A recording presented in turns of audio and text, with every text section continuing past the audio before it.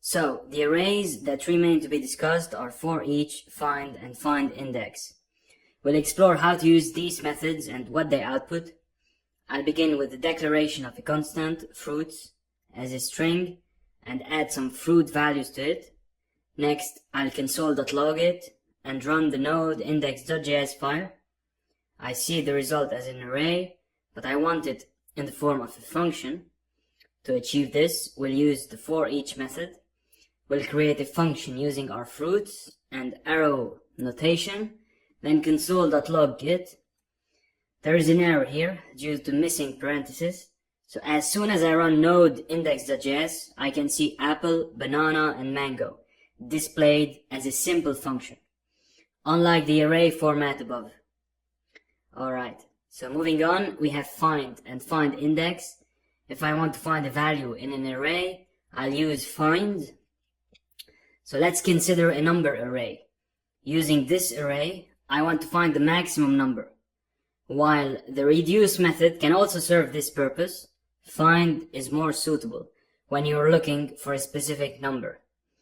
I'll use the find method and a new array score to demonstrate.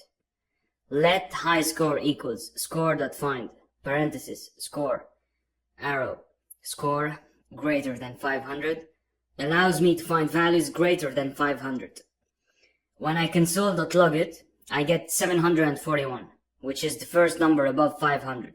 However, the maximum number in the array is 841. If I modify it to look for numbers greater than 800, I'll get 841 in the terminal.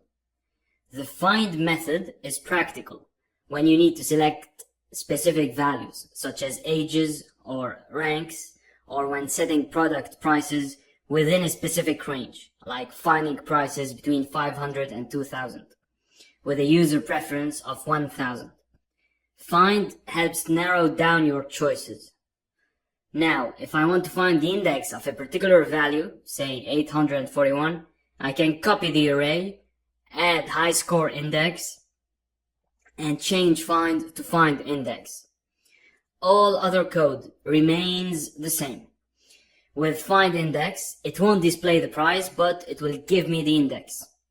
When I console.log high score index, I get the value 2 because in arrays, the index values start from 0.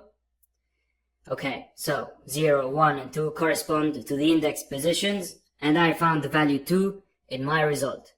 This is how you can use the findIndex method to locate different values in arrays. Alright, so that's pretty much it for this lecture, and now on to the next one.